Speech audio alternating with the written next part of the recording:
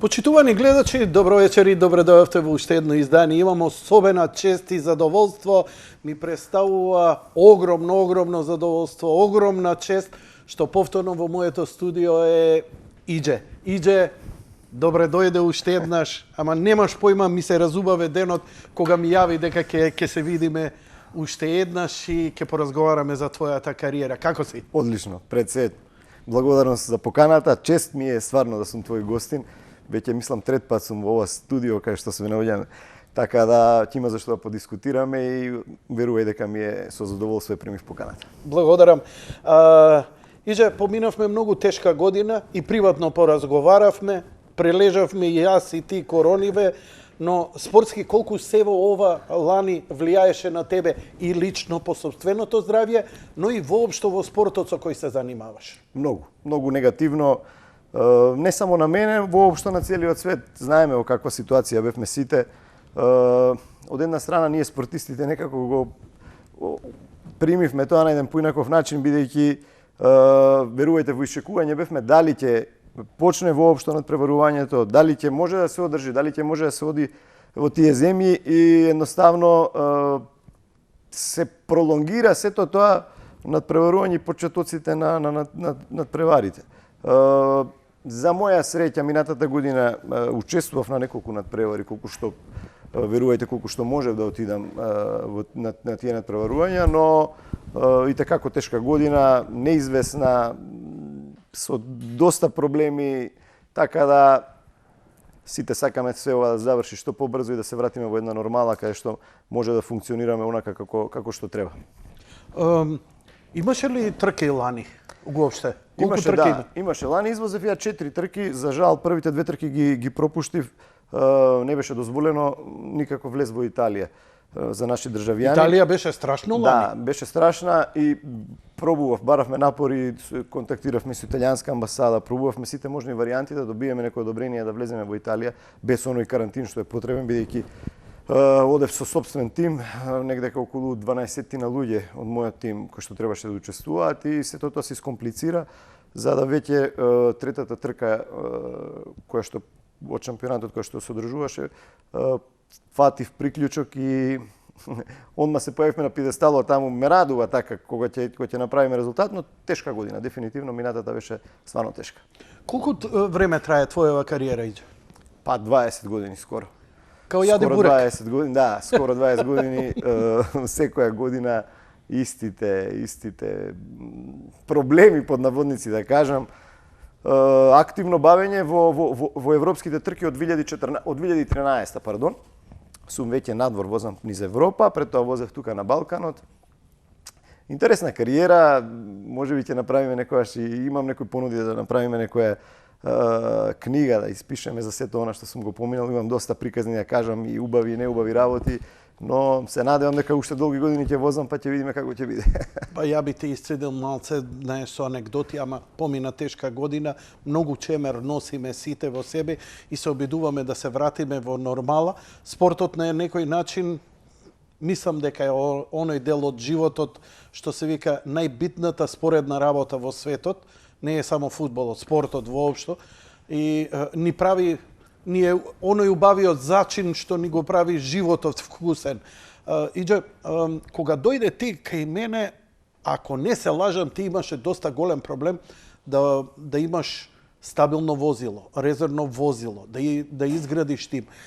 Деновиве, годиниве наназад, и да ти кажам малце, не го ми удри, драго ми беше, затоа што после емисиите кај мене, па имаше реакција од спонзори, се свестија кои си им тек, абе Иџе го заборавивме, и сега те гледам онака светски со голем камион, 2 возила. Ај малце се, дали навистина се промени, малце ги чукнавме по глава луѓево кои се одговорни, и кои се одговорни, кои можат да помогнат реално и кои се свестија дека имаме навистина што да поддржиме. Јанко, искрено ти кажам, оние партнери кои што се од почетокот на мојата кариера во Европа, да кажам, се останаат и ден денес. Благодарение на нив го правиме ова што го правиме. Вложувањето на спонзорствата на тие компании во Иџе е вложување во сопствената држава.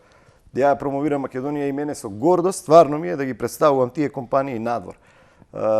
За жал, многу компании што се јаки во нашава држава, мислам дека што функционираат добро, што прават профити, сме тропнале на тие врати, сме побарале спонзорства, но верувајте дека многу компании не одбиле.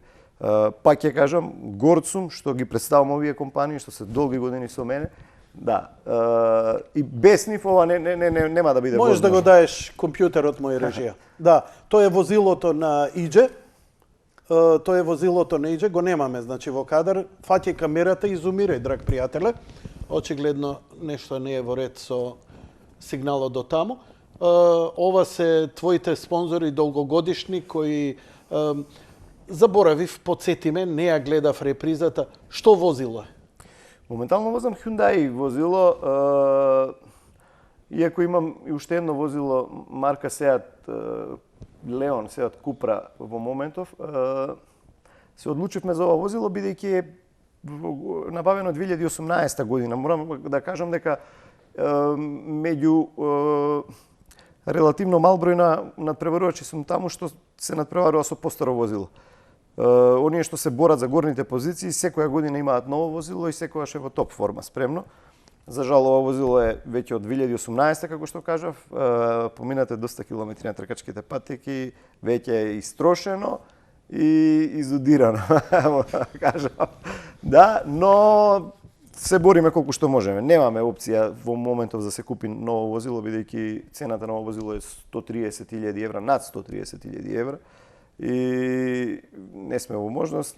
Кога купуваш ресурсите. Кога купуваш вакво возило, од каде го купуваш? Не го купуваш од салон на Hyundai? Не може да се купи од салон, се купува од Hyundai Motorsport или од Seat Motorsport или од Audi Motorsport. Не може да го купи секој човек.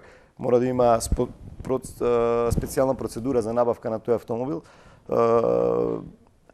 И проблемот е што и да имате пари, не може да го добиете. Може едноставно да ве одбијат и да не може да го добиете. Мене ме радува што 2018 година кога искочи овој модел Hyundai Motorsport ме повика и бев еден од првите кои го тестираа ова возило. Стварно беше доминантно на тркачките патеки. Дај малце подетално. Hyundai Motorsport, да, Hyundai Македонија, Motorsport, Кореја. Не, никаков контакт со нив, директно Hyundai Motorsport.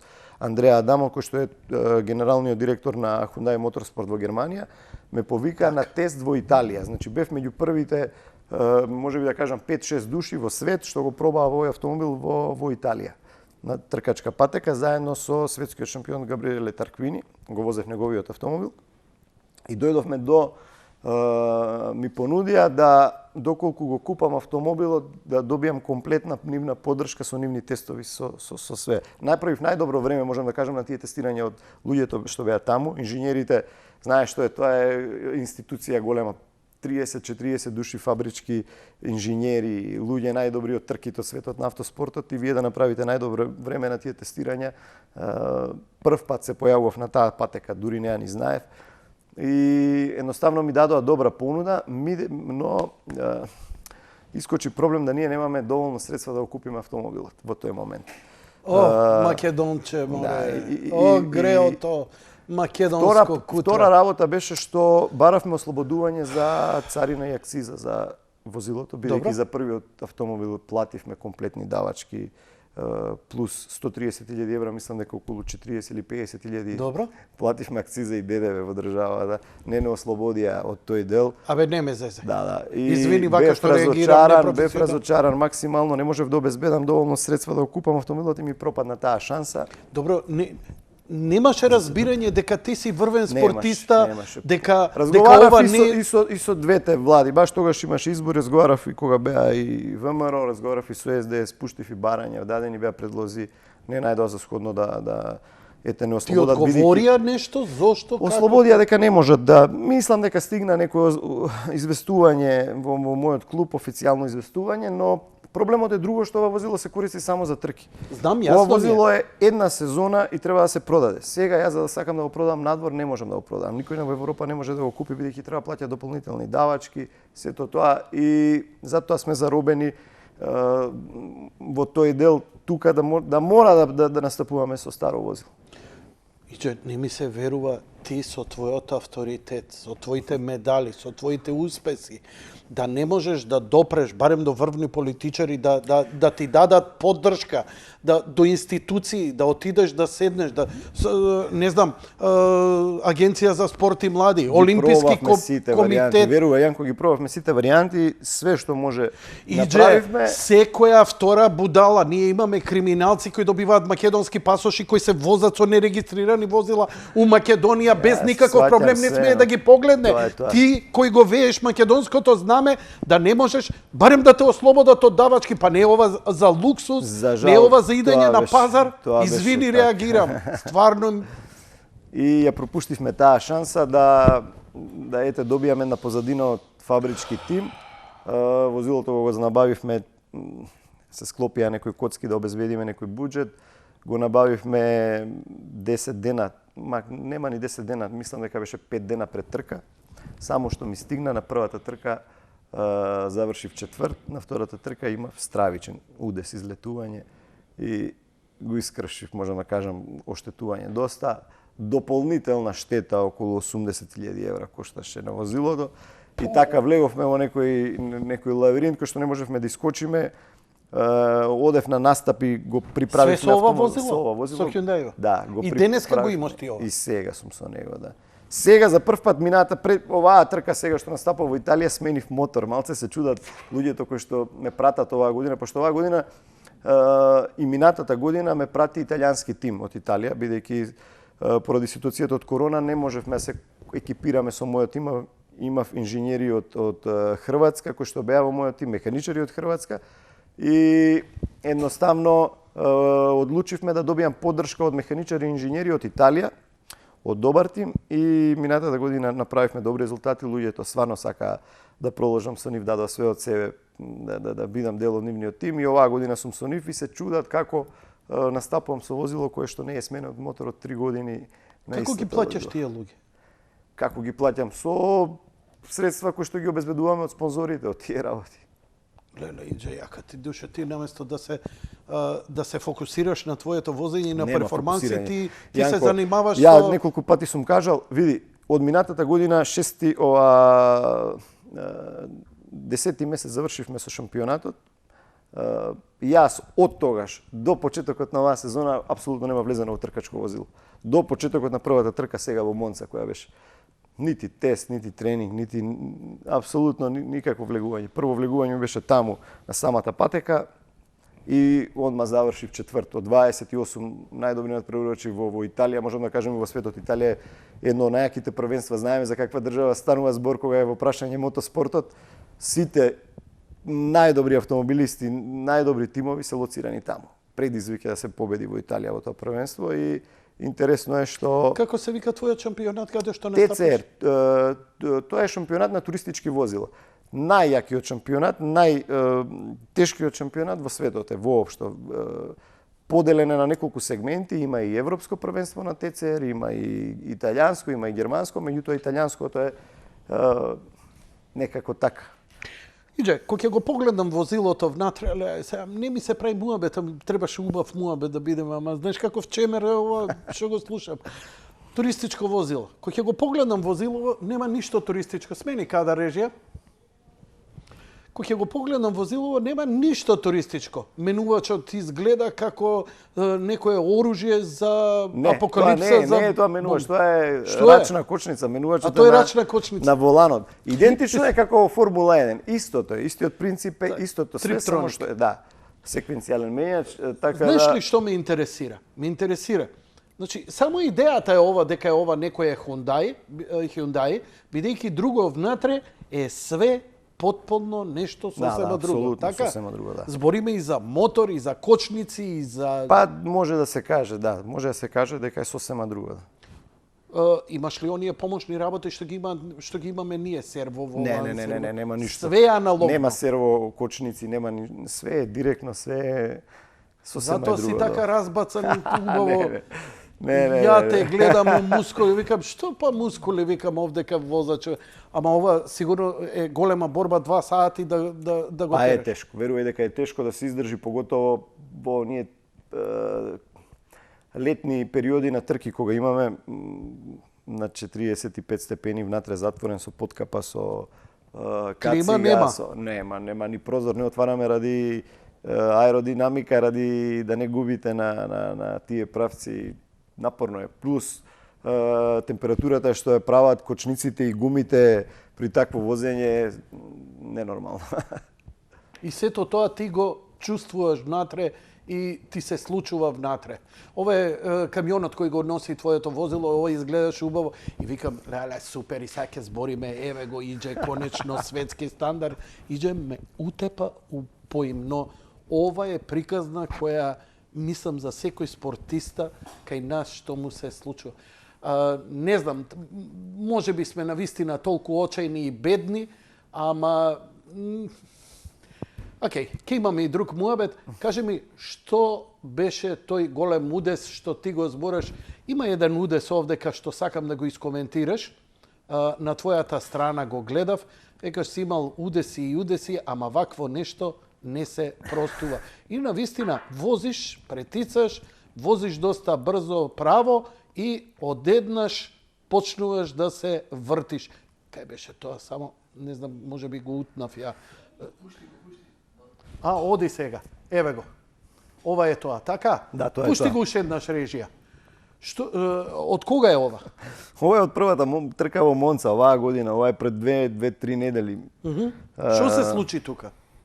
Што се случи? Не знам ја што се случи. Верувај дека Еве, возиш право, идеш све, забрзуваш, гледаме доле и одеднаш некој те поткачи. Јанко, овој шампионат веќе станува, неколку пати кажав и во оние мои интервјуа, гладиаторски, да. Јас сум можеби 3 години учествувам во овој шампионат во Италија. До сега не сум имал ваква ситуација да некој биде не казнет или се дозволи еден ваков удес на ваква трка. Жал ми е што во минатите години за банални работи, за банални контакти, кога сум водел во позиции на прво место, да речеме, сум губел позиции, ме казнувале по 20 секунди за минимални контакти. Во овој случај, овој надпреварувач не доби никаква казна, мислам. Кој? Душан Корул, мислам дека се вика дечкото, исто се надпреварува со Хундај возило.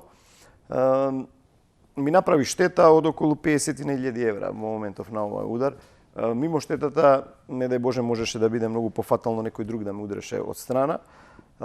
Поентата е што нити организаторот, нити па надпреварувачот нешто се засекира околу овој инцидент. Чекај, не ми се верува што ми каже.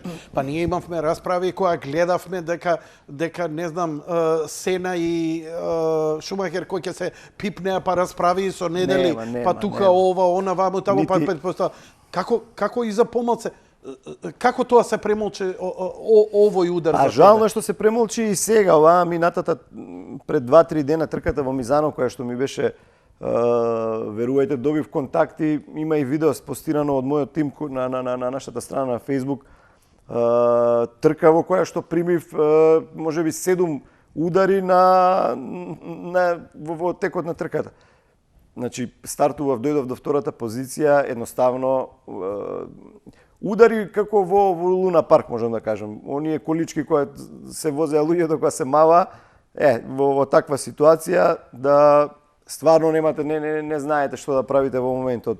Од сите страни секој надпреварувач ве удира. Иđe, ајде да не идеме на параноја.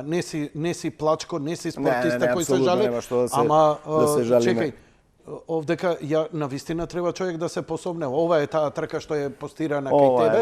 Ова е таа трка и еве сега моментално сум од 28 надпреварувачи. Може ли некако да го видиме мојот компјутер, режија? Или ова е мојот компјутер? Не. Режија, не вашето, ве молам затоа што коментираме. Да, ова го видовме, добро. Режија префрли у студио. Дај една камера, што имаме камера кон мониторов? Немаме. Моли мајка. Нешто би се случи, обично имам директен контакт, ама вечерва немаме директно од камера во режија на миксета. Го имаш? Го имаш. Ако ќе го гледаме, не е баш најдобро, но иđe, дали ова спрема сите или спрема тебе? Па морам да кажам дека е дефинитивно спрема мене. Зошто? Нема надпреваруваш во ова првенство во овие две трки кој што добил повеќе удари од мене. Не знам што да ви кажам. Дали им сметаме дека скотираме најдобро најдобро, не најдобро, него дел на тие надпревари кои што доаѓаме, сме релативно мал Ти сврли од патека. Ми сврли од втора позиција, паднав на 8 позиција. Ова е само почеток. Има уште 7 удари во текот на трката кои што се стварно Добро, не знам. разговараш со судиите, со овие, им кажуваат, имате корпус деликти, имате докази, има ли нешто? Ти кажам дека пред почетокот на надпреварувањето, бидејќи една трка е во сабота, една трка е во недела, во двете трки бев апсолутно изудиран. Во саботата скрос не ја ни завршив трката, бидејќи Мудрија фатално стварно беше оштетено доста возилото. И разговаравме со рейс директорот, као дека наводно веќе ќе почнат да санкционираат повеќе возачите што ме удрија во саботата ќе бидат санкционирани со позиции назад, за да на стартот истиот тој возач кој што ме удри во сабота го гледам дека стартува пред мене. Никаква казна, никакви санкции за 6 позиции позади и веќе знае дека е некоја игра, пробуваат психички да ве однесат да се откажете. Верувај дека до таму е отидено се тоа што се прави, да едноставно кажеме ајде чао, си одиме и не настапуваме шампионат, бидејќи стварно се големи тимови со големи средства, големи возачи кои што се платени од фабричките. А најверојатно плаќаат не само тимовите, него плаќаат и на страна. Па проблемот е што да речеме во многу тимови има по 2 до 3 тимски играчи. И релативно тие послабите го прават ова да те удрат, да те изфрлат за да може да профитираат другите, бидејќи нивната победа која ќе се качат на пиедестал значи маркетинг и пари и сето тоа што следува. И не име, верувај драго да некој од Македонија дојде и да ги победи најдобрите 20 парче те направија. Ау, ја сега ја загледав убаво снимката. Па тебе те да ти кажам, те гледав прилично нервозен после ова, даваше изјава. Не сум нервозен. Не си нервозен? Не сум нервозен, верувај, сум поминал многу низ овие години. Не отиде да се расправаш со тие луѓе да им кажеш. Не, никогаш не. Не, а? Може би порано во минатото сум го правил тоа, веќе сум смирен и не верувам дека нешто во однос на трката би можело да ме испровоцира да направам некој поголем инцидент или некој проблем. Дури и вакво елиминирање. Дури и вакво. Многу сум смирен и на возењето може да видите дека не правам никакви гестикулации или ништо, смирен и возам. Иако возилото е оштетено максимално. Верувајте дека е тешко да се заврши. Дури од тимскиот инженерот со кој што разговарам додека возам, имав неколку пати кажано да влезам во бокс да се откажам, бидејќи станува се поризично дека сериозно ме маваат на сериозни брзини.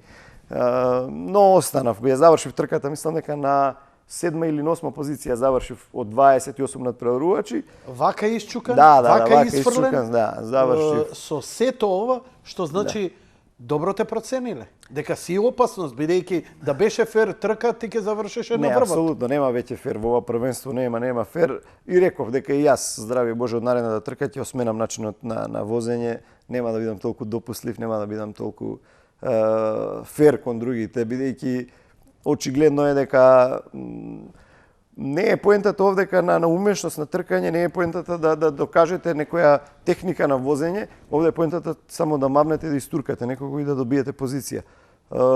Но ако така ги поставиле оди правилата, ќе се прилагодам и премих. Јас знам да бидам и таков во возењето, знам да бидам и ваков. Сега ќе видиме како ќе биде. Дај, ќе му се јавам на Џорџ, ќе те однесем у Америка, Demolition Derby, ќе станеш шампион. Очигледно е такво. Ако веќе не се спортски квалитети. Ќе дојдат нашите денови. Јас сум трпелив човек, знам дека све се прави со причина, така да ќе верувај дека ќе се качиме на пиедесталот. Стварно, не те фаќа депресија? Имаш 38 години, имаш долга. Ме фаќа нервоза, ме фаќа криза, ме фаќа све. Дали ќе можам нешто повеќе да направам? Но викаш, но многу јако дел во ова, викаш, допрва доаѓа моето? Апсолутно во сопствените техники и она што го правам во возењето, не отстапам ни милиметра. Знам дека сум спремен, дека можам да се борам со најдобрите. Едини страф и проблем е што дали ќе издржам финансиски. Тоа ми е најголемиот проблем, бидејќи се тоа што ми го прават во моментов ме ослабува финансиски. А тоа ми е слабата точка во моментот, бидејќи не можеме да се бориме финансиски со нив, со големите тимови. Кај нив финансиите или возилата не се проблем. Денес гудира возилото, утре набавуваат ново возило комплетно за другата трка.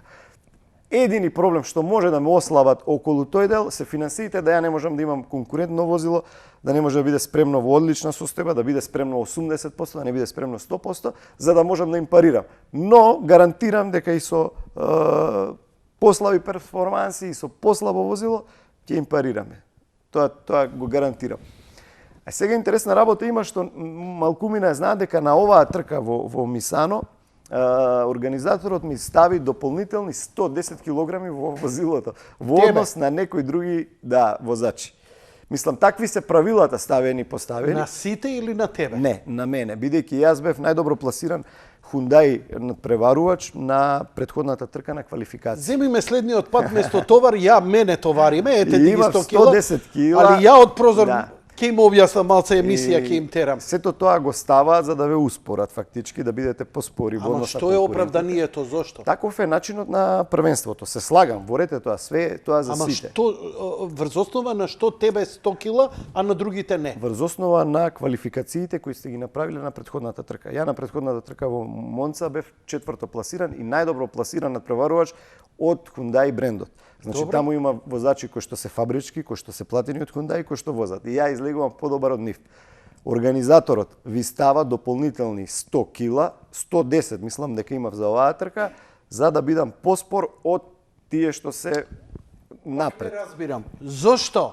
Такви се правилата за да Ама тие правило е тоа за сите? За сите. Добро. За сите. Тоа не разбирам. Да, и бев најдобро пласиран од оние што има идентична тежина со мене. Што ти ставаат од 100 кила? Тегови. Све е ставено со алумински тегови околу и тоа е многу проблем да го изменаџирате во однос на кочењето и во однос на трошење на гумите на текот на трката. Обично кај ти ставаат под седиште или позади? Сегдека се балансира, се прави баланс на колата. Тоа е многу голем проблем за инженерите да го направат балансот идентичен, да биде добар на сите 4 тркала, да изедначат тежината, бидејќи тоа е техниката на успешноста на балансирање на возилото, да има добра. Ја ќе земам една хебла, ја следниот пат место те, па низ прозор ќе се расправам јас со тие другите. Леле, Бог да чува. Што ми изнакаже, иđе, како не сум те прашал порано овие Ама чекај, не беше вака. Не беше вака гладиаторски. На брзките трки не беше вака. Кога се префрли во кружните трки, до овој степен не било никогаш. Имало правила, имало казни, се знаело што и како е. Ова е кружна трка. Оваа година све е отидено наопаку. Ова е пуштено како на максимум. Ова се кружни трки. Кружни натпреварувања, да. Ова е интересно за публиката, оди во живо на директни преноси. Сето тоа е голем циркус кој што е стварно платен во Европа. Тоа е не за џабе се толку натпреварувачи. Верувај дека сите натпреварувачи кои што се тука апсолутно немаат проблем со финанси. Тоа ти гарантирам, можам да потврдам дека финансиите во овие првенства не се во прашање. Може би некои тимови кои што се помали, кои што се борат едно друго, меѓутоа тука е некако дојдено кој повеќе финансии ќе потроши. Мозокот ми вика Јанко ќути не збори, Јанко ќути не збори, Јанко ќути не збори. Ќе ни биде, знаеш што, Иđе, ја денеска на мојата веб страна, не е битно која, не на Facebook, објавив една вест каде што е анализата само од добивките на болниците, на лабораториите за COVID и на маркетите. Зборам македонски. Веро, Тинекс, Кам, Стокомак, Рептил и така натаму. Значи, не само што им е рипнат прометот.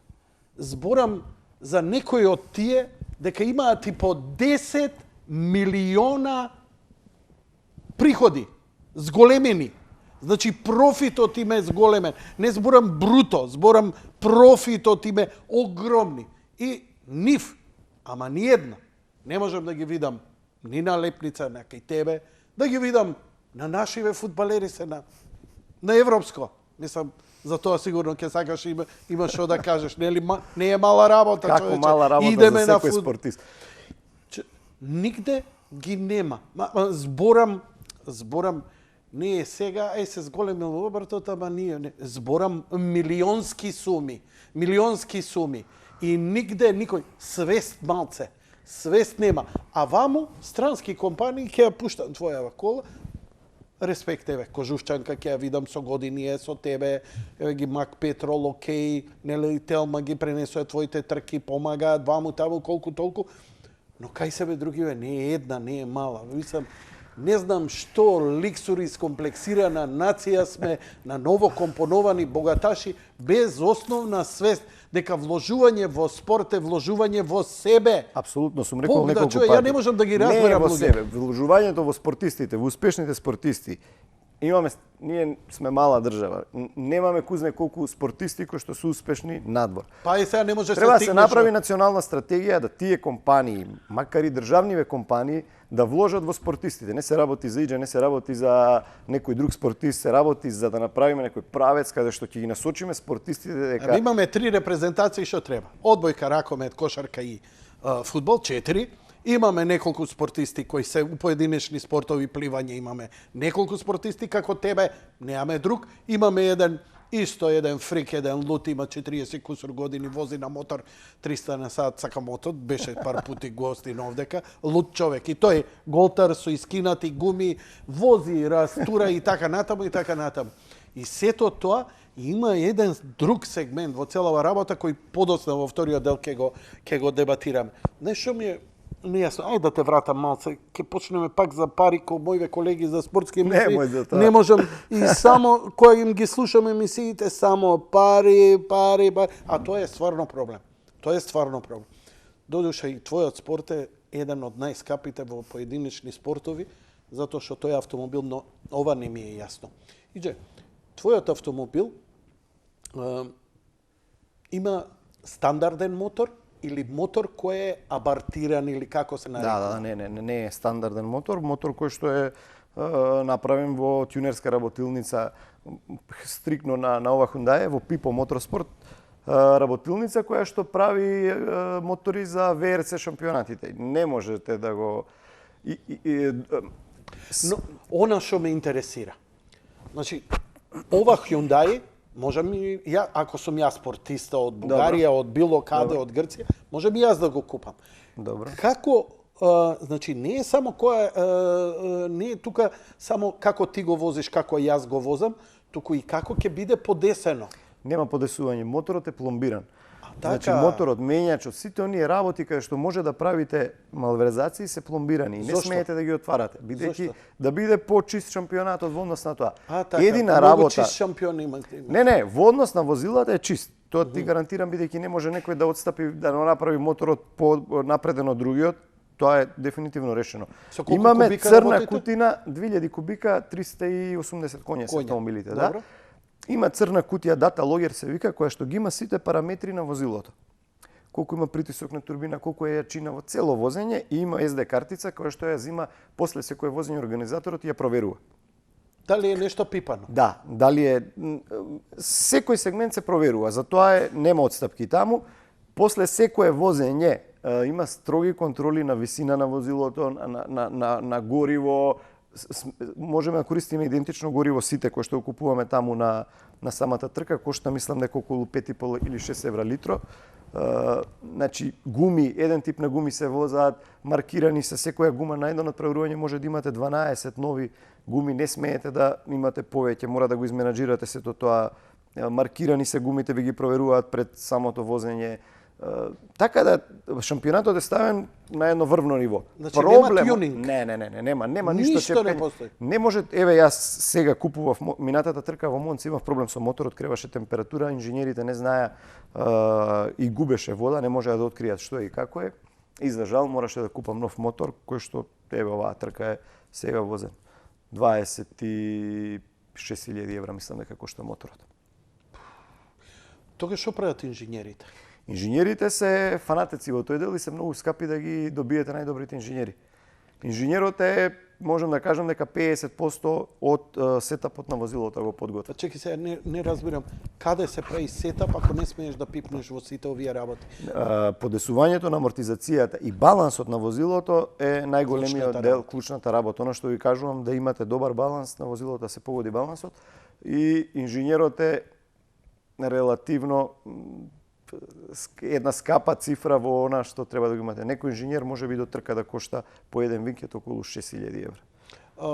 Во една, да речеме, на финишот, во една секунда знаат да се натепаат и 5 до 10 возила. Во една секунда може да сме на квалификации и до 15 возила во една секунда. Што ја прави разликата кој е подобар едниот од другиот? Што е тоа у една секунда што можеш ти... Стотинки. Верувај дека тоа е едно трепнување.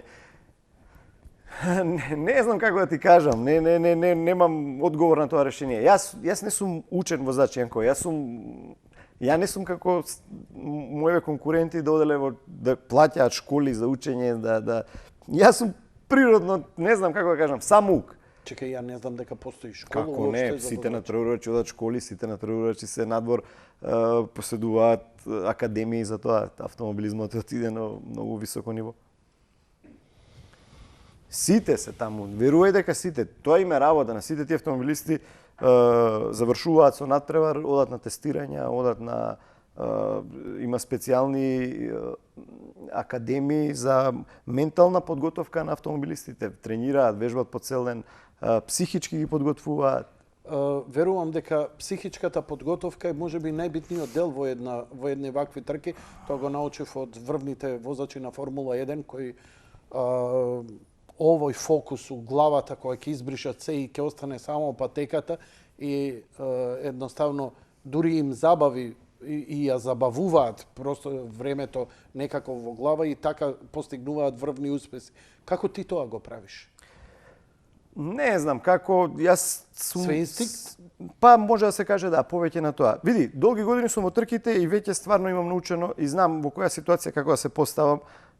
Макар кога треба да нападнам, меѓутоа од удари од ово од позади не може никогаш да предвидите. Може би некогаш ќе го предвидите и ќе се наместите во позиција да не ве истуркаат скроз, меѓутоа кога напаѓам напред, веќе сум добро подготвен и знам точно во кој сегмент како да влезам, во која кривина, како да го поминам конкурентот. Има една филозофија како што не можам да објаснам. Во возењето, кога вртите, да речем, во кривина, вие мислите веќе на следниот свиок. Секогаш се трудам да сум понапред во однос на моментот во кој што се наоѓам. Чекај, ова е трансцендентална малце состојба на гледање во иднината. Тоа го правам. Не во иднината, него се трудам да бидам секогаш на излезот од кривината, да го мислам тоа, да не мислам на самиот влез на кривината, него да мислам на излезот за да бидам побрз на тие сегменти. Тие некои сегменти што ги имам научено сам, не без да ми ги каже некој, нормално сум ги гледал од телевизија, сум гледал, меѓутоа ги прилагодувам на тој сегмент и можеби тоа ми дава некоја брзина плюс. Ја учиш ли патеката на памет? Да, апсолутно. Тоа Тоа сум го гледал кај скијачи, ке замижат и да, ја возам. Ја вози у глава први, после знам на нова патека без разлика која и што е. Добро. Тоа многу го практикував на брзките надпревари. Овие надпревари, ова е кремот, сето тоа е интересно, тука се еуфоријата е све. Меѓутоа брзките трки, кај што бев европски шампион 2 години, таму нема глумење, нема филозофии, таму е само сте вие и возилото и тоа е 100% спринт трка. За жал, многу мојот најголем конкурент од 2015-2014 Јиржи Лос, што ми беше најголем конкурент што се тркавме на европските трки, на брзките трки, минатата година погина на натпреварување и баш бев на трка во Италија и ми падна така. Жал што таму нема простување, нема зони за излетување и сте сам со возилото. Возите фул на максимум, оноку колку што можете и колку што знаете. Дали тоа беше некое твое зрење, окей, во години сум кога треба веќе да ги напуштам брзките и да идам на овие. Мене ми искочи ситуација да ја 2014 година направив од 12 патеки на 4 рекорд. На 4 или на 5 направив рекорд. 2015 година направив од 12 патеки на 10 рекорд. Сите мои рекорди што ги направив, ги подобрив. И веќе дојде да се тркам сам со себе, што е во тоа првенство е најтешкото и најопасното. Значи ги надминувате по 2-3 секунди времињата кои ги постигнале најдобрите до тогаш, верувајте, не симнати рекорди по 10 години. Вие дополнително наредната година ги си мињате за уште неколку секунди со истото возило, со истите перформанси и веќе доаѓа ризик да направите и отидов, одлучив, добив добра Имаш понуда. PlayStation? Не играм ја Не такви играш? игри, не играм многу. Има едно такво, знаеш, она кога ги возиш и има после Ghost Racing. Се тркаш со твоето најдобро време. И тоа е стварно она трип која ги гледам деца, викам бегај од ова, стварно онака мајндсет е многу зезнат. Те разбирам потполно, ама знаеш како ни за објаснувањево, бидејќи ја намерно сум површен и неинформиран и затоа делувам малце бурек у мозокот, но на сево ова ми даде една убава слика зошто па и толку ќотек јадеш. Кога зборам ќотек, зборам на ударите. Мислам дека нема таму глупи луѓе кои се неинформирани и знаат со кого си имаат работа. Сваќаш? Они знаат што си правел ти на Рицки, Брцки, трки, ово, она, и дека не може на нивно вложување ти да дојдеш судија ела у кафанче, седни, картицата кај да ти исчистам. Малце ќе шмркнеме, малке ќе прочитаме како се прави во врвни спортови, се шегувам, карикирам, ама очигледно си опасност. Очигледно си опасност. Треба да земавме одбираме доста подиуми во поготово во тие надпревари. Не им е добро кога од најдобрите 25-28 надпреварувачи во сред Италија, во Рим, на Валелунга се пее македонската химна. Ги победувате најдобрите тимови кои што имаат милионски суми на буџет. Тоа е исто како Италијанов е Наполи. Ма верувај дека конкурентите се, може да ги видите и сликите кои што се стајани со главите доле. Не им е убаво. Знаете како е да ги победите. Јас не се разбирам многу од фудбал, меѓутоа како некој од тимот од Македонија да ги победи Манчестер, да ги победи тие. Не, да ја победи Германија, кажи. Па, ги гледавме какви беа попарени. Ете тоа. Гледаше Баш на преварот. И тоа не е еднаш, Потполно те разбирам. Имам неколку пати така доминантно победено на нивни терен што се вика, едноставно. Се што може од ова што го говориш може да се види на твојата Facebook страна. Тука е најдобро, на YouTube не ти најдовме многу видеа, малку постари се датираат од 2016, но драго ми е што ги ставаш овие работи овдека. Гледавме и некои мајтапи, малку и ќе те рачнам околу тоа. Имено имам вечерва една агенда, ќе направиме пауза па ќе ти ја кажам и агендата кон што водам. Гледам, добивам дури и пораки, ретко ми се случува последниве 5-6 години. Емисијава предизвикува интерес и драго ми е, затоа што ќе имаме добра поента иđe, верувај ми на ова што го правам. Кажи ми се една работа. Твојот комбинезон велише нели, fireproof и така натаму и така натаму за тие работи, но ме интересира една работа. Суштината на координацијата помеѓу рацете и нозете. Јас сум бубњар и знам колку е битно, бидејќи работиш со триптроник, кумплук не стискаш, има само коцница и газ. Но и во тие моменти и то се милисекунди кога треба да притиснеш, кога да пуштиш па да вратиш, така? Не можам да ти го објаснам. Не можам, едноставно не можам да го Како бе објаснам. не може? Не можам. Верувај дека најдов видео, јас не, мојот тим што е со мене, луѓето што се околу мојот тим, на брдска трка во Бузет, или не знам која трка беше, ставено имаа камера да ме снима од напред, кога возам. Верувај дека во 3 минути, колку што трае возењето на тие 3 или 4 или 5 минути, не е битно, не трепнувам ни еднаш. Значи јас тоа не го заприметив, него они го заприметив, мислам дека е ставено негде на YouTube. При брзина од 200 и нешто километри на час на брдски, како на водно да возите, каде што има ситуации каде што излетувате, знаеш, на малце. Едно трепнување 20 нема метри. Трепнување, нема, едноставно. Сега да седам не може да го издржиш тоа. Не знам во кој свет. Кажи прокулин дека ти влезам. ставаш кога фластер. Кога ќе влезам во возилото, обично имам трема некоја пред почетокот на надпреварот. Нагон на повраќање, дури некогаш и знам да обично имам некоја таква нервоза пред да влезам, меѓутоа кога ќе влезам во возило, да, дефинитивно имам. Ми се десило на трки стварно да ми е многу тешко и но кога ќе влезам во возилото, дека си кулпа од себе ова впечаток дека си многу стегнат си толку. Знае да се деси, но кога ќе влезам во возилото, тоа е друг свет. То не знам, то не можам да го опишам, Некако сум најсмирен, колку и да сум нервозен во тој момент кој ќе ме врзат со механичарите, со каиши, кој ќе ме стегнат кацига све и сосема е нешто друго. Ама чекај, ми кажуваш дека толку си нервозен до повраќањето доаѓа. Некои трки, да. А некои трки. Не секогаш, меѓутоа Притисокот, знае да биде проблем да имам повраќање пред возење. Какви патики користиш? Сега моментално користам за трки, мислиш? Сега за трки не, овие шминкерски убави си италијански. Дај широк кадар, дај го. Исто италијански бренд Фреме, меѓутоа оваа сезона на патиките нашето знаме е ставено. Не знам дали си го видел. Чај, може да има некоја слика, да? Не си не, во комбилизонот, во тркачкиот. И кажи ми, колку е значајно патиката во еве ти ги патиките. да. Еве ги патиките. Патиките се направени, мислам дека од специјална кожа, верувајте, чувството е како да воопшто немате нешто на нога. Битно ли е тоа стварно да го имаш тоа чувство да немаш ништо на нога, за да ја осеќаш, затоа што на пример тетка ми моја мораше да има топуци и олкави за да вози. Не. Се шегува. Значи, Јанко, мора да го осеќаш и вибрацијата. Во возењето, ве стегаат во наседиште во кое што ќе седнеме и значи прицрстувањето и стегање на каишите кои ќе биде, не можеме да мрднеме милиметар од ова. И верувај дека преку тоа, преку седењето, преку сето она го осеќате возилото, буквално секое камче на патеката имате осет на вашето тело. Телото го управува автомобилот.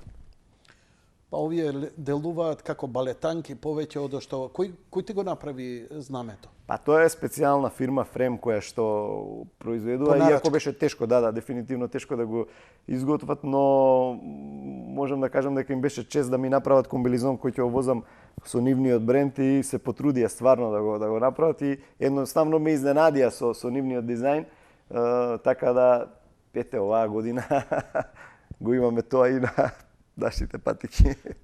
Предпоставував дека мора да е ѓонот многу тенок за да го чувствуваш моторот, вибрациите, оние суптилни работи. Да. Ја го осеќам на оваа мојава скапаница, знам камоли ти каде што тие микронски значат што се вика значат победа или значат Апсолутно осетот на возилото, сето она што кажав, секое камче, секоја кривина, секој крп што се качуваме се осеќа до милиметар, верувај. Фактички возилото се вози не со рацете, него со телото. Колку просечно вози, со која просечна брзина на една трка и колку километри? Може да од прилика. Па возиме 35 минути, мислам, 30 минути плюс 1 круг се натпреварите. Проблемот не е проблемот ни брзината, не е проблемот ни може на некој надпревари да има и по 280 да се вози во Нирбург, во Германија 290 одите на таа стаза. Проблемот е што на 240 како овој сега што беше удар, вие имате контакти, Јанко, на 240. Да. Апсолутно, на 240 имате контакти и треба да излесувате во тој момент да бидете точен и на кочење и на вртење во кривина и на сите тие работи да избегнете или да го победите конкурентот. Што можеш да направиш на 240? Не размислувам, нема што може да направиш. Нели? Ама не можеш ни да го оставиш возилото туку така. Те гледам, не креваш рака од возилото? Не, во ниеден сегмент не смеете да мора да сте сконцентрирани не 100, него 150% кон возењето и да сте спремни на све. Храна? Внимавам, имам готвач. Дел од мојот тим до пред оваа корона, пошто настапував со комплетно мој тим, мои луѓе, мои инженери, сето тоа беше под моја одговорност и имав специјален човек кој што доаѓаше на тие надпревари, кој што ми приготвуваше храна. Обично јадам тестенини и лесна храна пред надпреварите. Сега исто се трудам да не внесувам многу храна, но последнивите две трки малце одстапувам од тоа. Не јадев ништо пред надпреварите, па имав некои мачни такви работи, но полека ќе се врати. Што ти препорачуваат они? Што викаат? Обично врвните тестенините се како најлесна храна за ова. Доста витамини пиење пред надпреварите, бидејќи стварно се губи доста тежина, можам да кажам, и Колку една да не трка можеш да дехидрираш? Па во Португалија кога е топло времето на тие надпревари можеби и до 2,5 кила да не изгуби. Да. А немаш време да се рехидрираш? Нема време никако, нема пиење вода, Затоа што нема сум ништо. гледал врвни спортисти, например во тенис, кај што се игра со часови, они знаат да земат среде игра, што е многу Овде не чудно, можат. банана. Не, овде не може доека возите велат ништо дека да направите. бананата заради калиумот и заради Банана, да, банана пред надпревар обавезно, пред надпревар и го и тоа смирува практикувам. желудникот. Да, апсолутно, да. И многумина го препорачувале. Значи, не знаев дали ќе ја спомнеш. Да, дефинитивно бананата е. Дали тоа значи таков начин на живот, внимавање на исхрана и некаков спортски живот и бидејќи сепак е возење, дали и надвор од возилото се занимаваш со спорт, билдаш, трчаш, рекреираш? Апсолутно немам време за тоа, веру. Немам, стварно немам време. Ме утепа. Немам време Ја за викам тоа. се. Немам, искрен сум јас, нема што да кријам. нема проблем. Јас немам апсолутно време. Јанко, јас сум неколку дена тука, дојдем сега во Македонија за 2-3 дена, заминувам пак во Италија. Таму сум неколку дена, пак се враќам назад. Цело време сум во движење. Следниот пат жена ти ќе ја донесеш. Има да кажува што поминале они. Мислам, знаеш што, сте обстанале брак, деца, знам дека има стабилен брак и све супер. Ке треба таа приказна да ја чуеме. Па таа жена е супер жена што го издржува секој ова. Заедно сме од 16-17 години. До ден денес, две прекрасни деца, апсолутно ме поддржува во све. Имав ситуации каде што стварно зимав пари на заем за да продолжам овие надпреварувања. Бев истоштен, возев за некој тим кој што не го испочитува она што требаше да го направи. Психички ме уништија и се вратив, да ти кажам, во една добра форма, благодарение на моите родители, на мојата фамилија, на сопругата, на сите тие луѓе што беа околу мене. Иначе бев во ситуација стварно да се откажам од надпреварувањето, од трките воопшто. Значи, колку и да делуваш како волк самотник, и тоа како ти е битно поддршката од семејството, поддршката од најблиските, а си ја добивал. Апсолутно, ако немате поддршка од најблиските и од пријателите што се околу, морам да кажам дека стварно имам искрени луѓе што се околу мене во тимот. Драго ми е, Дане, Коста, Дени, луѓе кои што се стварно цело време со мене и верувај дека на тие надпревари ми даваат некоја сигурност дека имам луѓе кои што ми се околу мене, кои што се искрени и знаат да кажат све што и како е. Морам да кажам дека кога возев 2014-2015, тоаш беше период каде што нема финансии да отидам на тие надпреварувања.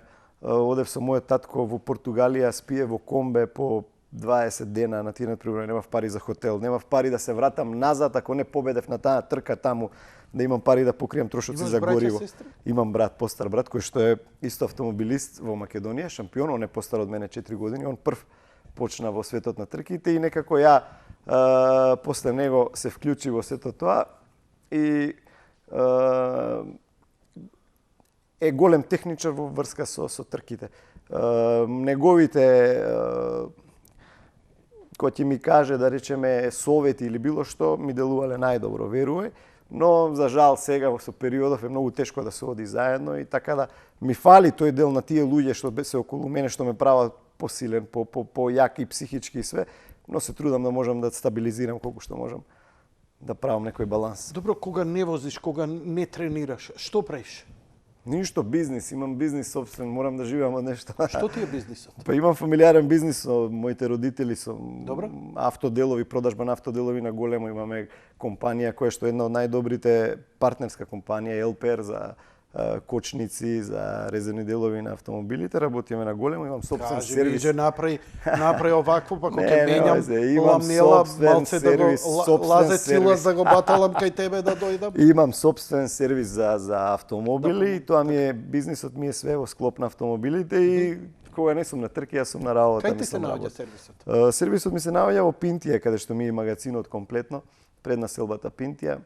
LPR Max се вика компанијата. Семеен бизнис, значи. Семеен бизнис, да, долги години сме во тоа, почетоците на моите родители, ја и брат ми сме сега. И целиот профит иде у Количево. Целиот профитот секогаш не само за мене и за мојот брат и све во трките, и морам да кажам дека моите родители се хероите за мене во ова време, бидејќи стварно ме издржале не само финансиски, финансиите се ова, меѓутоа се тоа што го издржале во текот на мојата кариера. Јас сум имал ситуации каде што сум се тумбал, каде што имам ситуации каде што сум имал сериозни излетувања. Тоа би сакал да ја прашам сопругата, како се преживува тоа? Па, може да ги прашате. Оти ти сигурно не си се стресол толку, како што оние што те сакаат кога ќе видат. Мислам, страшно е ова, збориме на 200 и кусур километри на час Мојот син Олег почна да се занимава со картинг, почна да вози. Верувате дека ја не можев да ги гледам трките. Не можам да издржам и не можам да смислам дека во иднина доколку он ми возел, ја да го гледам како се надпреварува. Ја имам страв, некоја фобија од тоа и тоа е тоа. Имаш фобија дека никој не може да те вози? Да. Не седнеш у кола? Да, страв ми е кога ме вози некој друг. Имам плашлив сум, многу сум плашлив кога некој ме вози брзо и не сакам брза вожња. Апсолутно. Немаш казни за брза воžnја. Имам некогаш, знам, ама меѓутоа не сум таков тип кој што вози брзо. Што возиш приватно? BMW. BMW. А тоа е направено, пустено, како беше вицот, знаеш за BMW? Не знам. Абе, вика, не ги бива за коли. Зашто? Па, вика, не произведуваат камиони, вика. Те вика, ќе земеш фирма, вика, што произведува камиони. Не ги бива, вика, немаат ни камиони. BMW е звер ауто кој е мене ми одговара, јас патувам многу надвор, да, и ми одговара. Што ти одговара? За колку стигаш до Белград? За колку не многу брзо. За 3-4 Апсолутно сум смирен возач во сообраќајот. Дефинитивно. Но, ова ќе биде интересна тема, но за вториот дел. Ја би те замолил една кратка пауза, а веднаш по паузата да го продолжиме разговорот. Верувај, ќе биде уште поинтересно. Така.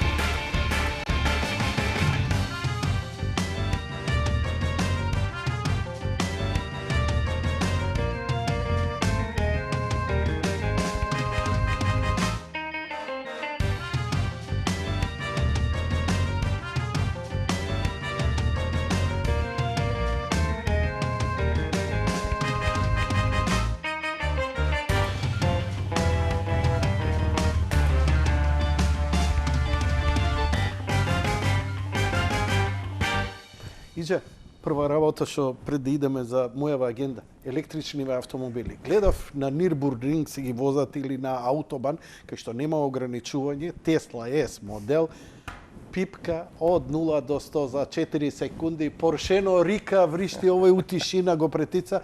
Веќе слушам и најави дека и во врвниве автомобилски спортови ќе се воведува електричниве автомобили, што значи нови перформанси, огромно забрзување. Какво е твоето мислење? Јас знам дека си по бензинот, ама не баш добро. Иако верувам дека имам понуда во овој шампионат кај што се надпреварувам сега, почнуваат веќе, можеби оваа година ќе почне да се надпреваруваат електричните автомобили во ова првенство, баш со вакви автомобили. Страшно се брзи, страшно се добри, но мислам дека не е за мене. Звукот е она што го прави тркачкиот автомобил како што треба. Абе, ќе ставиме звучници да симулира, не може да се донесе тој филм.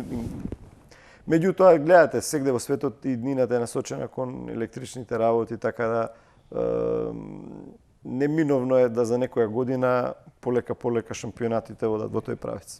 Океј, ајде, можеби ќе се најде некој да рече, иđe, еве едно спортско електрично, па види ти што ќе направиш, па ќе речеш, не ми се свиѓа ово, оно, ми дојде идеја да барам спонзорство од нашиве компании кои што се во делот на електриката, на струјата. Па, реално бидејќи ова е првенство кое што ќе биде доста интересно и стварно организаторот се спрема, но ќе видиме како ќе биде, можеби за некоја Не се година. секирај, Мак Петрол кај да е, ќе мора да еволуира, да става полнач. Не мора апсолутно да го следиме Сите тој ќе тренд. мора. Да го следиме Мислам, тој тоа е тренд. еднината, гледаш дека Дефинитивно се тоа иде, ќе биде, да. колку ни Дали се свиѓала ние или не. така, апсолутно се слагам.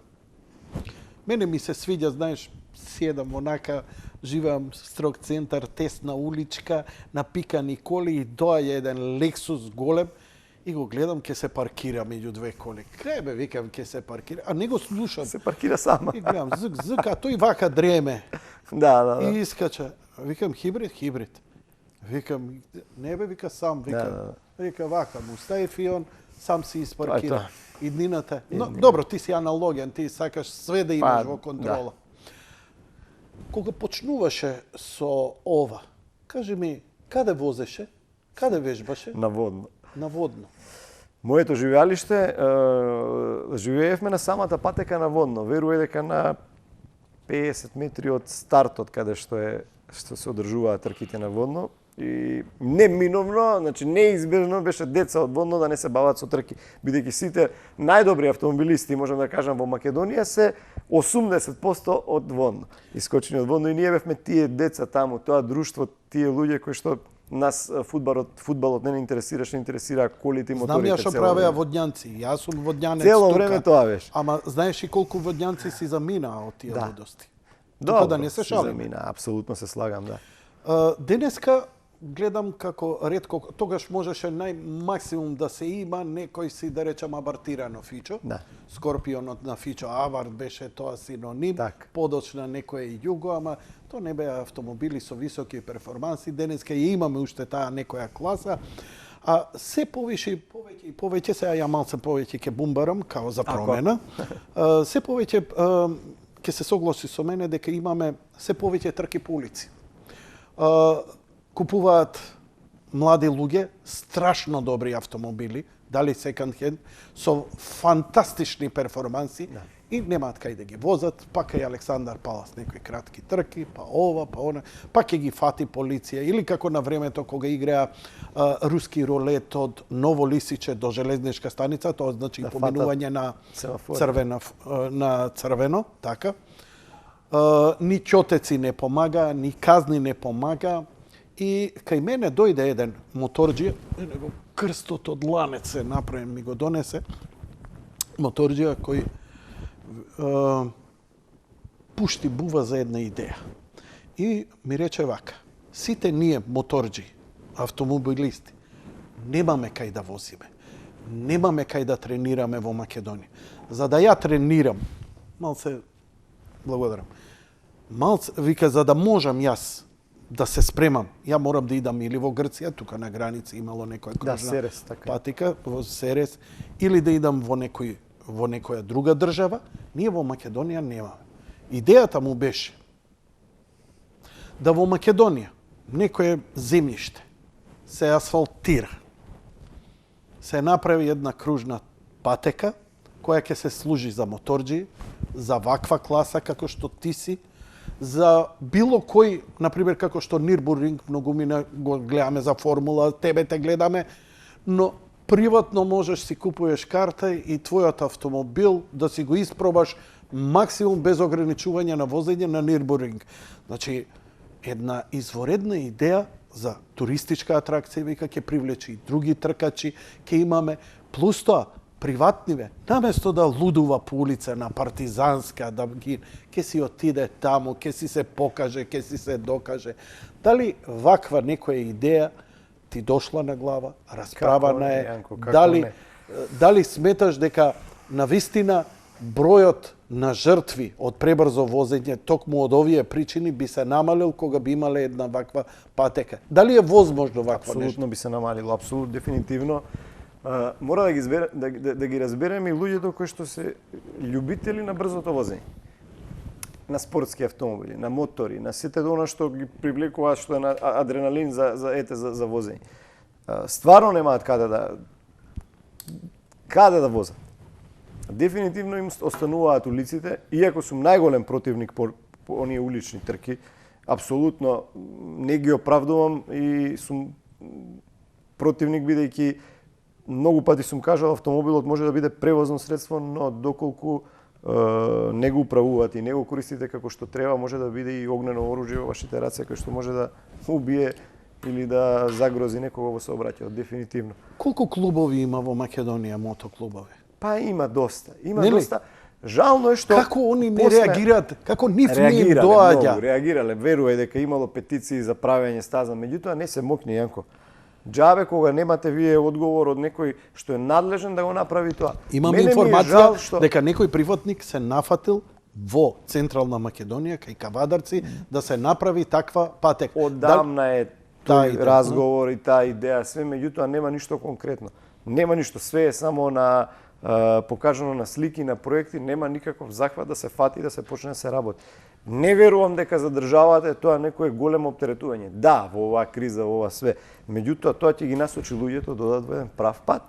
Ќе добиеме нови автомобилисти, ќе добиеме нови спортисти, ќе добиеме луѓе кои што се зависници од адреналин, каде што ќе сакаат да се испробаат своите вештини. А не да гинат по улици и они и невини. Има некои разговори дека во брзо време ќе имаме тркачка патека, меѓутоа долги години го слушам тоа, бев повикан јас на некои разговори во влада, уште. Меѓутоа сето тоа ништо не искочи од сето тоа. Што е по твое познавање и твое искуство, возможно ли е финансиски да се направи така? Колку е скапа една патека? Не мора да бидеме за Формула 1. Знам дека не мора да бидеме за Формула 1. Не мора да биде врвна. Нека биде слагам. Дека ќе кошта, ќе кошта. Како кај Серес, да речеме. Да, дека ќе кошта, ќе кошта. Сигурно гробник го имаат хрватите како еден автодром кој што е сериозен, да, во првенството. Еве да го имаме како кај Серес, не мораме врвен. Видите, Серес е одлична патека, не е некоја аматерска патека, се одржуваат доста шампионати таму. Стварно не знам колку би коштало. Верувај, ако кажам се некоја сума, можеби ќе искажам смешен. Немам представа во тоа. Знаеш ли што си викам? Не ми е јасно. 5 милиони евра, еве некај, цирка. Направи основата.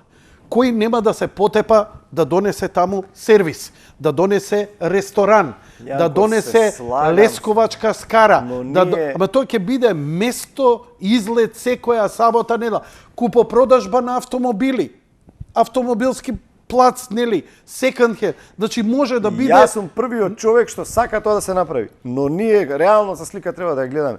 Нашите патишта, појдете сега вие до Куманово или према било каде, патиштата ни се катастрофа.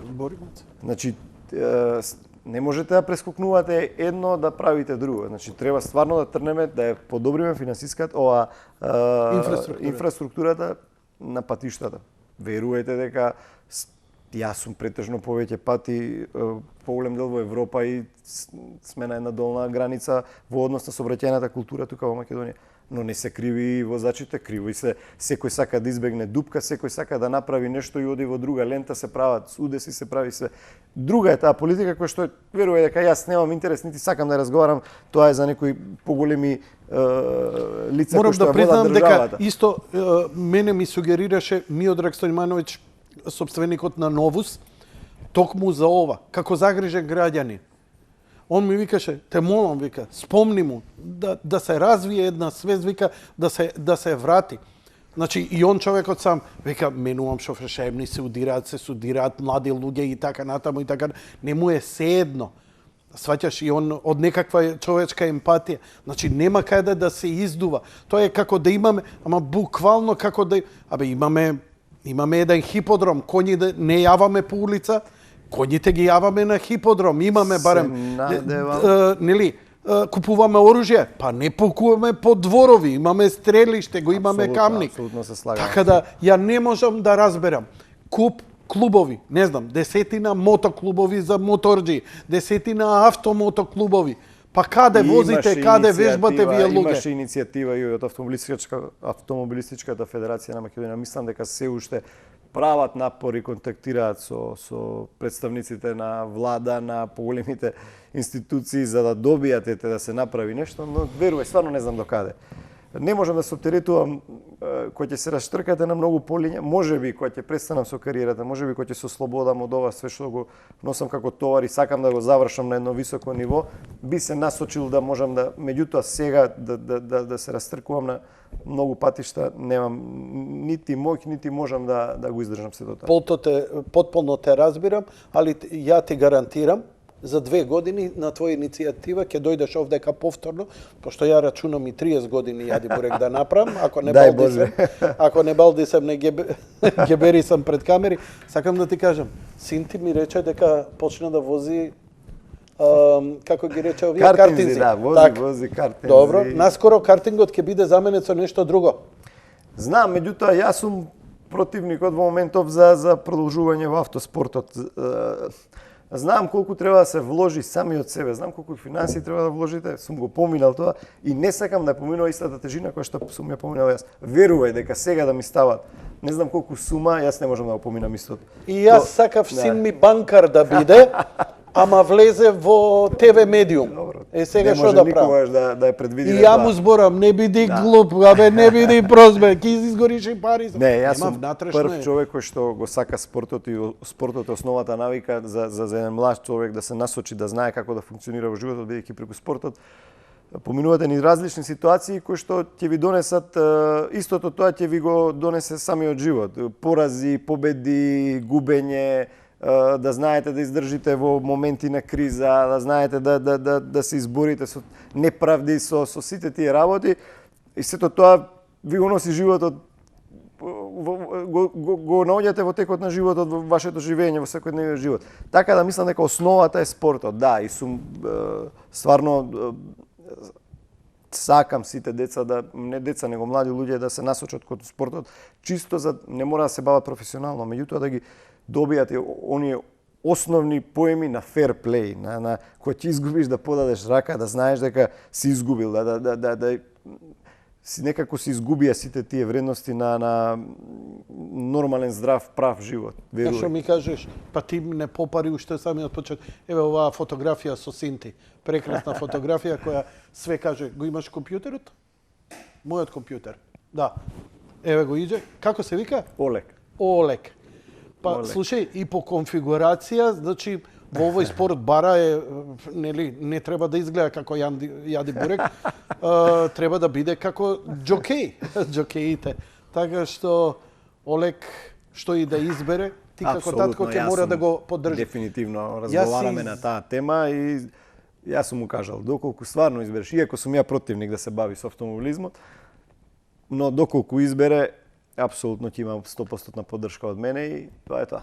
А јас ќе лобирам максимално колку можам медиумски во Македонија да се изгради тркачка патека со најминимални стандарди, ама колку толку да може сите оние кои се заинтересирани со овој спорт да го практикуваат на место каде што се практикува. Апсолутно се слагам. Тоа е како замисли, ние имаме плевачка федерација да немаме базени. Ама буквално исто. Тоа е тоа што го зборам јас. Буквално исто. Сега ќе имаме олимпици кои ќе пливаат на олимпијада. Имаме млад човек 21-22 години кој ќе настапува. Ме радува што тете мораше да иде детето спортски резултати стварно у Русија на подготовка. Но ќе мора малце да се осврнеме кон национална стратегија за спортисти, за успешните спортисти. Следиш ли спорт? Па македонски. Да, дефинитивно. Што следиш вака повеќе? Све. Да, све апсолутно. И фудбал, и ракомет, и ги поддржувам и имам драги пријатели и луѓе што им се дивам. Верувајте дека им се дивам. Она што го прават сега е истото чувство како ја што го правив 2014-2015. Ги победувате најголемите. Нема подобро чувство од тоа кога ќе го извадите македонското знаме пред сите оние големи тимови, пред јаки држави, пред големи, со кои ќе седат со главата доле, вие сте ги победиле. Со минимални ресурси, со никаква логистика. Одите на трка сам со својот татко, со неколку пријатели, тоа тимови, ги победувате и нема поголема гордост, нема поголема. Знаете како делува тогаш? Како нашата држава да е над сите тие надпреварувачи. Ако сме мали, ако сме мала држава, меѓутоа, тоа е тоа. Се извинувам, ја станав сега ми текна. Имаме една наградна игра со гледачите, а тоа е ги типуваат трите први надпревари помеѓу Македонија и трите репрезентации. Трите репрезентации со кои ќе настапат. Првиот настап ни е против Австрија. Добро. Го играме против Австрија. Што е твоето типување сега? Како? Јас многу не се разбирам од тие ако типувања, не се разбираш. меѓутоа верувај дека ќе типувам на сите надпревари дека ќе победиме. Значи Македонија во сите три надпревари Да, дека ќе победи. Украина Против сите. и против Холандија. Таква енергија и таква Зошто така? харизма имаат овие дечки што сега ја водат оваа репрезентација, тоа е нешто невидено. Мислам дека не би можело да се направи таква хемија во наредни не знам колку години. Ова е чудо, верувајте. Таква сплотеност над сите се они успешни спортисти. Во секој игра во успешен клуб, секој е стварно як во ова. Меѓутоа хемијата која е помеѓу нив, мислам дека е нешто над многу големи тимови. Многу ти благодарам, ги потврди моите зборови затоа што пред уште да ја победиме Германија и велев дека треба да очекуваме чудо. Не затоа што можеби сме технички подобри од една Холандија или некоја друга, туку баш тоа што го имаат играчите меѓу себе. А тоа е, например, наоѓав снимки, знаеш, аналитичари гледаат надпревар. Ама ја гледам снимки после надпревар на тренинг. Играат бз. Апсолутно. Тоа е тоа што ги соединува и што она зезанци. Значи, гледаш ти како деца у клас, а замисли, се сеќаваш ли на нашето школство? Так. Како сме знаеле да бидеме сплотени заедно, да ни е интересно, да не може... Буквално се како мали деца, едни со други интересни, не си гледаат разлика. И што е најдобро, разлика. се држат еден од друг. Нема меѓу нив негативна коментари. Како успеа тоа прв пат да го видам во македонски спорт на такво ниво? Види, секоја чест на капитенот на Горан Пандев, јас се запознав со него и комуницираме, имаме комуникација, дури требаше да дојде на некоја трка во Италија, сега во Монца, меѓутоа поради некои надпревари што ги имаше таму и се надевам дека во наследниве трки ќе ми биде гостин во Италија на тие првенства и кај што настапувам. И харизма на дечко кој што е дадена од Господ, верувај дека стварно е лидер и ретки се тие луѓе кои што можеме да ги имаме во ова. Треба да го искористиме моментот, мислам дека не може да се врати повторно после долги години ваква екипа како што е и треба да им дадеме максимална подршка без разлика што и да се направи. Они направија нешто што стварно ќе остане запамтено. И јас како спортист знам сето тоа колку е трнлив пат да стигнете до тоа и што и да направат, тие се нашите херои, дефинитивно. Овој тим очекувај го, мојата прогноза, очекувај го на светско првенство дека ќе игра. Би сакал и сум убеден дека ќе успеат. Би сакал и сум Што да убеден. ти кажам? Ако не биде на терен Горан Пандев, ќе биде на клопа дефинитивно и ќе биде. Значи, тоа е страшно нешто. Еден Златан Ибрахимовиќ, еден пропаднат тим Милан го крена од мртви, од пепел. Тоа се харизма на тие 40 луѓе години. и Така што и Горан Пандев, Така. а многу си во право, не е ова само, ајде да кажам, спортска куртоазија, како што го збориш, затоа што он е едини фудбалер за кој знам, кој направи академија.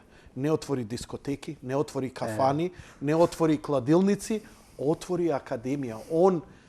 Он произведува нов фудбалски кадар. Многу скромно момче, многу скромен дечко, а може прав спортист и дефинитивно е еден од нашите. Би се ме радува што и другиве деца во тимот го пратат него и му се восхитуваат и го поштуваат онака како што треба.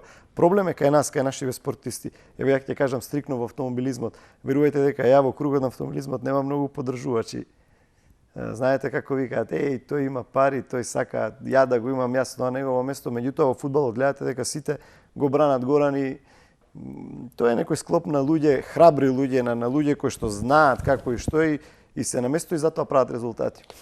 Во твојот спорт овдека сакаш да ми кажеш дека е дог и дог. Дали и во другите земји така или луѓе со твоја кариера, со твоја харизма, со твои успеси исто така се почитувани или самиот спорт носи таква една љубомора? Да се прерипа, знаете како, да рипнете од прва скала да отидете на 10-та. Така барем сакаат луѓето, окружувањето кај нас. Знаете, сакаат одма некако резултата. Па нешто нема почит, него и Све треба да дојде, знаете како е, све што доаѓа на брзина, брзо паѓа. Иđe? Треба да има скалило во сето она што го правите и во животот и во апсолутно во све, за да бидете стабилен и цврст кога ќе дојдете на врвот да издржите.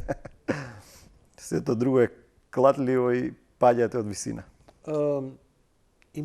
Имаш ли замена? Има ли некој на кој треба да Во се моментов, фокусираме во автомобилизмот во Македонија? Во моментов не гледам замен. Нема. Жалосно е што не гледам замен. Има добри возачи, што се, меѓутоа се Facebook возачи. Баш ми е жал што е така. Но и они треба да знаат дека твоето гостување не е затоа што јас и ти приватно се знаеме, јас и ти никогаш не сме се сретнале приватно, но ти си тука затоа што си пријатен човек, добар човек. Ја не сум ти мерал ни успеси, не те ни прашав колку пати си бил на тронот, никогаш не сум те. Во 3 емисии и нема да те прашам. Ни колку пати си освоил, ни колку што. Туку те мерам што овде 120 минути пријатно ги поминувам со еден човек кој нема его, кој е многу отворен и многу искрен. Абсолютно. Така што респект од моја страна и од моите гледачи и од мојата екипа и продолжите, молам. Што мислиш, уште колку можеш вака да возиш? Додека функционирам, додека живеам, мислам дека ќе возам. И додека имам средства. Не престанувам. Јас сум таков човек, таков тип што тешко се откажува, иако има моменти, верувај дека после оваа трка искрено, после трки каде што ќе ме демолираат, каде што ќе му уништат, завршува трката и тие половина час, саат време ми доаѓаат моменти дека ми е преку глава све, дека едно друго, но како што кажав, имам пријатели кои што ми се стварно искрени и кои што знаат да ми дадат 2 шамера и да ми освестат, да ми кажат: "Ало, знаеш ли што си постигнал до сега, знаеш ли кој си, знаеш ли што сме направиле, знаеш од кај доаѓа, знаеш ли што си поминал?" Нема откажување, одиме на следна трка, ќе обезбедиме све што треба и финанси и све. Тоа се прави луѓе, верувај, се најжив, но благодарение на нив продолжувам. Си се расплакал? Од среќа да. Една ситуација кога победив во Имола, на трка која што беше пресудна дали да продолжам или да се откажам, сменив тим, возев за словенски тим, имав страшни дефекти од европски шампион, двократен европски шампион, дојдов до ситуација да се борам во последните позиции, има возило кое што беше несоодветно за тој шампионат и цело време кривицата беше насочена кон мене од газдата на тимот, од тие луѓе, за да во последната трка од шампионатот променам тим со позајмени пари, 20 или 25.000 евра, не знам колку бев истрошен максимално, позајмив пари, земав пари под заем, под, да не кажувам што, ги вложив и тоа ми беше трка пресудна, кај што кажав, можеби ја не сум више за овој шампионат, можеби не, стварно не можам да се најдам тука, бидејќи така цело време ми збореа од тимот. И да само што го променив возилото, на првите тренинзи имав најдобро време, победив на првата трка, тоа ми даде некоја енергија страшна и кога победив ми падна еден камен во кој што верувај го носев страшно тешка година. Дали си добил поддршка од државата? Си се веело, се пеела химната, си го веел македонското знаме, се веело. Дали си имал поддршка и дали ќе имаш поддршка? Имам поддршка од државата, меѓутоа на ниво кое што е на многу ниско. Верувајте дека во изминативе 4 или 5 години јас сум најслабо платениот автомобилист кој што добива средства од Агенцијата за млади спорт. Има други автомобилисти добиваат многу поголеми суми. Не сакам за тој да зборам, не ме прашувајте, молам, ќе дојде време кога ќе се разјаснат некои работи, но да ти кажам дека кажувам сега дека јас сум дека добивам најмалце средства од другите автомобилисти кои што возат во Македонија. А најтрофеен си? Дефинитивно најтрофеен, но тоа е за друга емисија, не сакам сега да коментирам. Иđe, многу среќа, многу здравје, многу успех и извини што те навлеков на оваа агенда за изградба на... Тоа е моја агенда, која медиумски ја туркам. Апсолутно сум... И намерно навлеков дел од разговорот да иде за тоа, во име на тоа, на црните статистики, не само за развој на спортот, туку и за црни. Јас сум дете кој е прегазен од кола, ја немам слезина како дете, ми е извадена, знам што значи сообраќај, знам што значи лудување, така што, колку можам Апсолутно да се направам една согласувам, промена на свест. Апсолутно се согласувам. Што можам од тоа. моја страна, давам поддршка и се надевам дека ќе најдеме разбирање од институциите кои што се задолжени за тоа да покренат една иницијатива и да се направи конечно на таа тркачка патека. Спортска патека би ја нарекол. Ти благодарам уште Ти благодарам и ми е чест и драго што бев твој гостин и се надевам дека за некоја наредна емисија ќе разговараме за уште поголеми успеси. Почитувани гледачи, тоа беше се за вечерва. Благодарам за вашето внимание. Лека ноќ и пријатно.